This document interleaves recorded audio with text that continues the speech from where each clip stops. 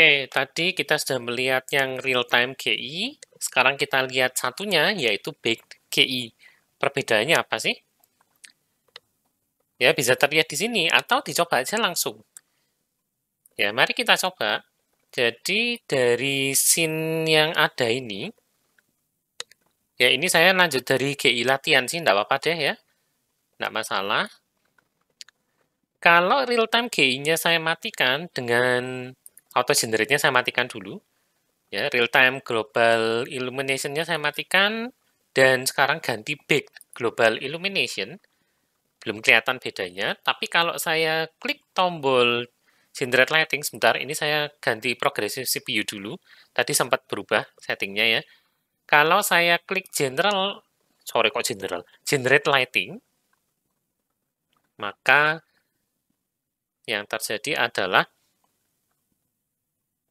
secara umum generate-nya lebih lama.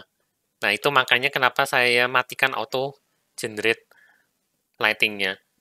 Nah, ini kayaknya sudah jadi. Hasilnya agak sedikit lebih gelap. Ya, tapi kalau real-time global illumination-nya saya nyalakan, dan big GI-nya saya matikan, hasilnya seperti ini. Loh, berarti apakah big GI itu lebih jelek hasilnya karena lebih gelap dibandingkan real-time GI? Tidak selalu. Ya, kita akan pelajari setelah ini untuk big GI, ya ini apa saja yang bisa kita lakukan ya, dan apa saja yang bisa kita atur supaya hasilnya juga kurang lebih sebagus real-time GI. Tapi kalau teman-teman perhatikan di sini, sebentar, lighting saya sudah selesai generate belum ya? Oh sudah, ya bayangannya itu lebih kuat dibandingkan dengan real-time GI ya. Yang ini sudah di otak-atik settingnya ya, sehingga kelihatan lebih halus.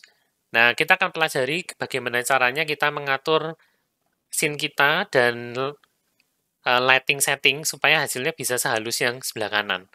Kalau yang real-time GI ini tadi kan cahayanya terlalu kuat ya. Kita coba lihat bareng. Nah, atur dulu mode lighting hanya menggunakan big GI, kemudian matikan auto generate karena untuk big GI ini lebih lama memprosesnya.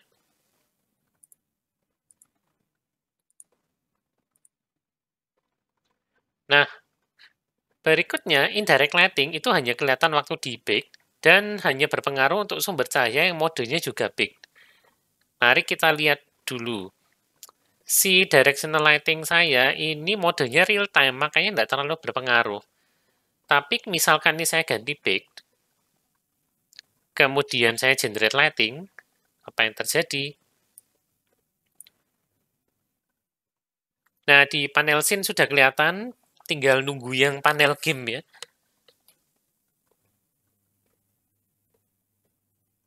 Nah, hasilnya jauh lebih halus cahayanya dibandingkan dengan real-time GI. Walaupun sekarang kelihatan cahayanya agak jagged ya, sedikit. Tapi tidak masalah, ini nanti kita betulkan lagi. Ya, perlahan-lahan kita betulkan supaya hasilnya lebih bagus. Nah, pada mode baked GI, Unity juga akan membuatkan light map. Ya, ada berbagai berkas yang dibuatkan. Oke, saya geser ini dulu. Di foldernya GI latihan, itu mendadak saya punya 2 buah file baru. Ya, ada lightmap 0 comp dir sama comp light. Dir itu berisi informasi arah cahaya, tapi hanya kalau directional mode-nya adalah directional, seperti yang kita punya sekarang. Directional itu di sini ya, type-nya adalah directional. Kemudian berkas light itu berisi informasi intensitas cahaya. Kita tidak perlu pusing-pusing melihat dua file ini ya, biarkan aja apa adanya. Oke, saya akan persempit lagi panel hierarki dan project saya. Kemudian untuk meningkatkan kualitas bayangan, karena teman-teman bisa lihat kualitasnya cukup minimalis di sini, ya agak rendah, maka kualitas dari bayangan kita bisa dinaikkan. Cari light map resolution, semoga ada. Nah, ini dia, tetap ada. Ya, ada setting light map resolution. Di sini dikatakan mengeset resolusinya dalam texel yang digunakan per unit untuk objek yang disinari oleh cahaya yang sifatnya baked, GI. Nah, nilai yang lebih tinggi itu akan menyebabkan waktu pemrosesan lebih tinggi, jadi hati-hati juga. Coba naikkan di sini, diminta ke 40. Oke, kita coba aja ya. 40. Kemudian klik generate lighting lagi. Ya, kalau teman-teman lihat di ujung kanan bawah, ITE saya kok menyeramkan, sekitar tadi 40 menitan, terus sekarang berubah jadi 5 menit, 4 menit. Ya, masih cukup lama ya, 4 menit. Saya akan percepat videonya sampai baking saya selesai ya. Jadi, ditunggu dulu sebentar. Oke, rendering saya sudah selesai dan teman-teman bisa lihat sekarang perbedaannya ya. Di sisi sini tidak lagi jagged seperti tadi. Ya, ini jauh lebih halus dibandingkan dengan waktu light map resolusinya masih 10. Ya, tapi ya itu, konsekuensinya adalah semakin tinggi nilai light map resolution, maka semakin lama waktu bake-nya. Ya, saya nunggu sekitar 2 menitan tadi. Bayangkan kalau scene-nya besar, padahal ini scene-nya cuma gini aja. Oke, jadi sementara ini saya turunkan dulu, mungkin 20 aja cukup. Dan saya tidak akan generate lighting sekarang ya, daripada teman-teman nunggu lagi. Kita akan lihat langsung berbagai properti dari shadow, ini punyanya light. Untuk directional itu ada tambahan. Ya, untuk light yang directional itu ada namanya big shadow angle. Nah, yang ini. Cuman kalau saya otak-atik sekarang karena auto generate-nya lagi mati dan sekali kita bake kita harus nunggu sekitar 1-2 menit, saya tidak bisa ngasih ilustrasi sekarang. Ya, tapi kita lihat bareng aja deh setelah ini. Ya, untuk point sama spotlight namanya bake show radius. Keduanya itu ngatur tingkat kejelasan bayangan kayak apa sih? Nah, ini adalah ketika bake shadow angle-nya adalah 0. Punya saya settingnya sekarang juga sama-sama 0. Oke, saya akan tajamkan ke sini. Kemudian katakanlah kalau kita naikkan back shadow angle-nya jadi 10, kalau dinaikkan itu cahayanya akan semakin luas sehingga bayangannya semakin kabur. Oke, mari kita coba. Misalkan ini sekarang saya mentokkan, jangan tinggi-tinggi deh. Misalkan 10 ya. Kemudian saya generate lighting, dan tentu saja karena ini makan waktu lama, saya akan skip sampai prosesnya selesai ya. Oke, baking saya selesai dan teman-teman bisa lihat di panel scene, saya sekarang nggak punya lagi shadow yang tadi garis seperti ini, tapi agak melebur. Dan bayangan yang ada di belakang ini juga menjadi lebih kabur. Ya, bandingkan, nah ini. Ilustrasinya tadi back shadow angle 0 itu ada bayangan menggaris seperti ini, tapi ketika 10 menghilang. Bayangannya jadi lebih kabur. Nah, setting yang sama ada juga untuk point sama spotlight, tapi namanya namanya adalah back shadow radius. Ini ya, back shadow angle 0, 5, 20, jadi semakin kabur bayangannya. Kalau pakai point light, sama, back shadow radius semakin tinggi, maka bayangannya juga jadi semakin kabur.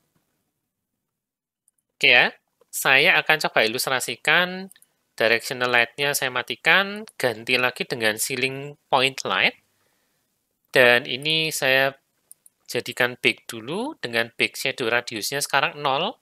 Kita lihat hasil scene-nya setelah di bake jadi seperti apa ya. Oke, proses bake-nya sudah selesai. Mari kita lihat hasil jadi sin saya, ya sambil diingat-ingat ya teman-teman, bahwa hasilnya itu sekarang seperti ini. Ya, kira-kira seperti ini hasilnya. Nah, kalau saya naikkan big shadow radiusnya misalkan jadi 10. Ya, saya pakai angka yang sama seperti di slide aja, hasilnya seperti apa. Oke, kali ini saya tidak akan skip videonya ya, supaya teman-teman juga bisa lihat bahwa selagi merender, itu hasilnya seolah-olah kayak ditampilkan perlahan-lahan di scene. Dan termasuk juga di panel game. Ya, semestinya ini cuma makan waktu kira-kira 1 menit, dan mungkin sesekali layar scene atau panel game kita itu akan kelihatan gelap atau apa ya istilahnya, agak grainy, agak kabur seperti ini, tapi itu karena proses bakingnya belum selesai. Nanti kalau proses bakingnya selesai, nah seperti ini, kelihatannya emang agak kabur ya. Bayangannya kabur, nyebar kemana-mana, sehingga tercermin juga di entah lantai maupun di dinding. Jadi ini kelihatannya kayak ada efek green-nya. Padahal ini sebetulnya adalah bayangan semuanya. Ya, nanti bisa dimain-mainkan sendiri settingnya, yaitu untuk backshadow radius, kalau dia point atau spotlight, atau kalau light-nya adalah directional, berarti dia adalah backshadow area. Nah, untuk light mapper ada beberapa sistem, tapi kita fokuskan aja pada sistem yang dipakai sekarang.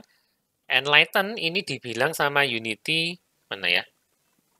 Nah ini, light mapper, Enlighten deprecated, jadi tidak perlu dianggap lagi. By default, kita sudah dikasih yang progressive CPU. Nah, kalau mau bereksperimen, boleh nyoba pakai progressive GPU, tapi ini tulisannya preview, jadi hati-hati. Ada kemungkinan hasilnya kurang memuaskan atau ada bug, ya bahkan bisa bikin mungkin Unity kita crash atau game kita crash. Jadi kalau mau aman, pakailah yang progressive CPU. Tapi kalau mau coba-coba, boleh pakai yang progressive GPU. Ya, ini misalkan saya coba pakai progressive GPU ya, kemudian lighting-nya saya kembalikan ke directional light, dengan backshadow-nya saya turunkan mungkin jadi 5, lalu saya coba generate lighting lagi. Nah, kelihatannya jauh lebih cepat pemrosesannya dibandingkan dengan yang progressive CPU ya. Nah, ini perbedaannya cuma dari device-nya aja memang sebetulnya. Kalau progressive CPU, ini berarti yang ngerjakan CPU. Ya, maka tergantung dari kekuatan CPU dan GPU-nya teman-teman. Kadang yang progressive CPU itu lebih lambat.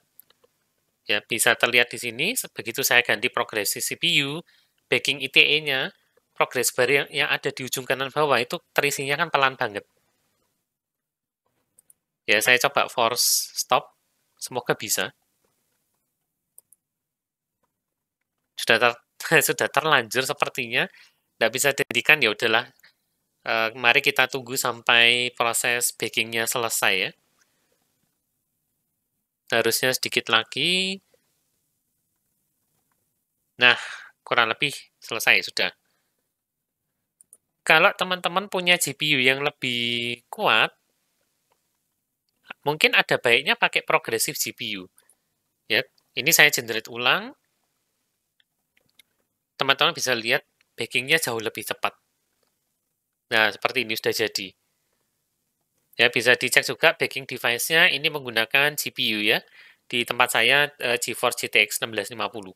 Jadinya jauh lebih cepat dibandingkan menggunakan CPU.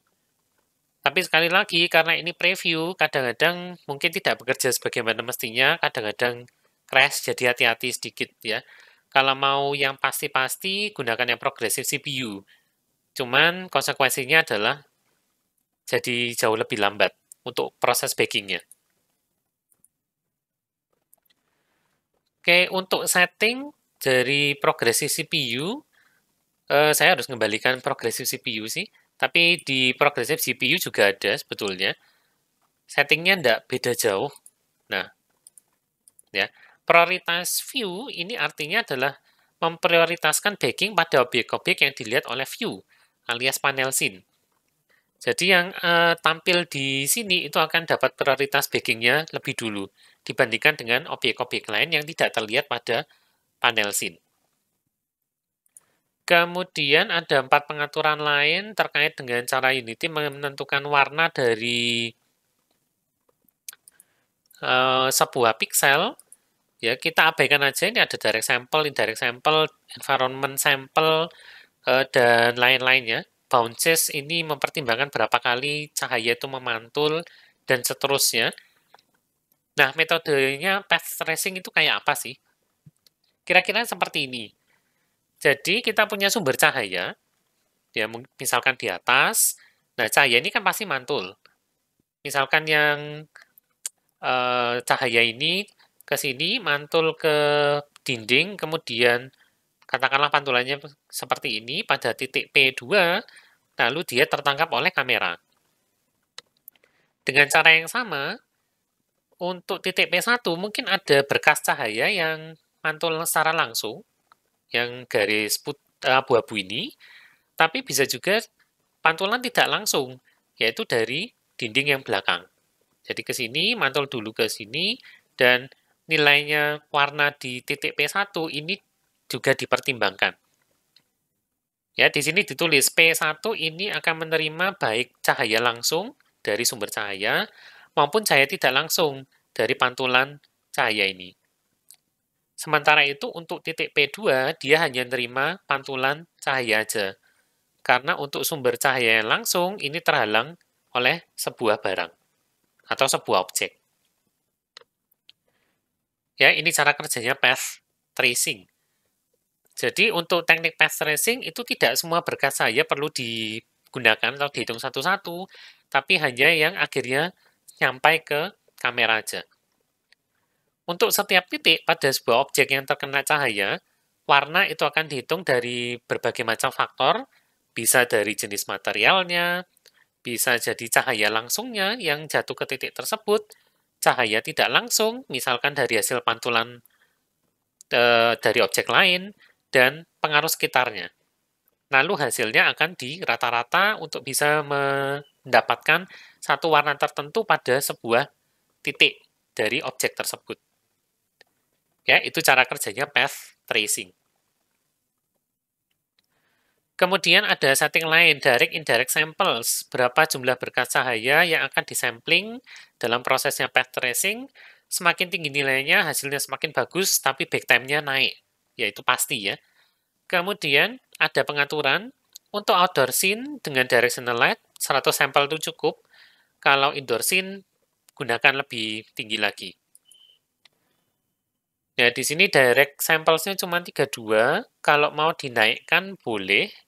Ya, dan ini biasanya kelipatan 2 pangkat sih. Jadi misalkan saya naikkan 128.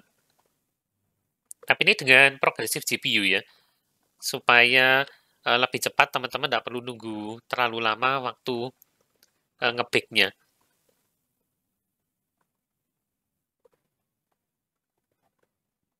Nah ini hasilnya jadi lebih halus lagi ya. Kalau direct sample-nya itu dinaikkan.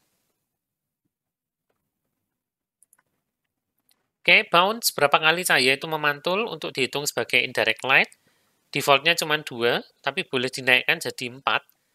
Mari kita coba apa yang terjadi kalau ini saya naikkan jadi 4. Kemudian generate lagi.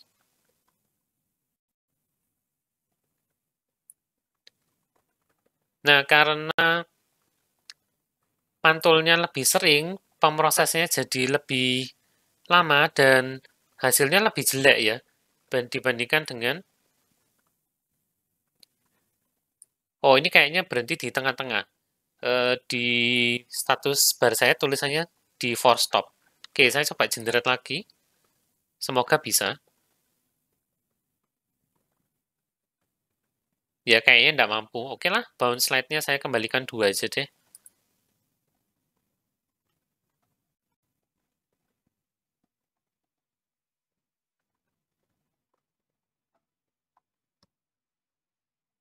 Oke, sepertinya saya nemu sesuatu, mungkin bug ya, pakai progressive GPU. Nah, saya kembalikan dulu ke progressive sebentar, lalu generate lighting ulang. Ya, semoga hasilnya lebih bagus. Nah, akhirnya scene saya kembali seperti semula, walaupun ITE backingnya lebih lama. Saya akan skip dulu ya, biar teman-teman nggak perlu nunggu waktu terlalu lama. Oke, proses baking saya sudah selesai. Ya, mari kita lanjutkan. Atau kalau mau masih penasaran dengan bounce-nya, coba saya naikkan, dan kali ini pakai progressive CPU. Semoga hasilnya tidak sejelek yang tadi ya. Tapi ini berarti kita perlu nunggu waktu lama. Sekali lagi saya akan skip sampai selesai render ya. Oke, ini hasil jadinya kalau bounce-nya dinaikkan jadi 4. Ya, apakah teman-teman mengetahui perbedaannya? Kalau saya sih tidak terlalu melihat perbedaannya terlalu mencolok, jadi kadang-kadang bounces ini tidak perlu terlalu tinggi ya. Boleh. By default-nya dia nilainya 2. Oke, jadi saya akan biarkan nilainya 2 aja. Nah, sebagai latihan, coba hilangkan beberapa tembok dan langit-langit, termasuk mungkin kubusnya. Lalu silakan gunakan 3-point lighting dengan key light-nya adalah directional light, kemudian fill dan backlight-nya adalah spotlight. Jumlah sampelnya diturunkan dulu, jadi direct sama indirect sampelnya turunkan dulu kelipatan pangkat 2 ya, 32, mungkin lalu naikkan jadi 64, naikkan pelan-pelan sampai akhirnya ketemu jumlah yang pas untuk hasil finalnya kira-kira seperti ini. Ya, jadi ini sisi tembok belakang sama sepertinya ini masih ada semua sih, tapi langit-langitnya tidak ada. Cuman cahayanya diganti menjadi key light-nya adalah directional light, fill sama backlight-nya diganti dengan spotlight. Nah, ini silakan dicoba sendiri ya. Kali ini saya tidak akan bahas, teman-teman silakan berkreasi sendiri. Setelah ini kita akan coba lihat yang namanya environmental lighting. Ya, seperti apa lighting ini? Apakah ini berasal dari dunia sekeliling, ya, alias environment? Kita akan lihat bersama, kita akan pelajari bersama pada video berikutnya.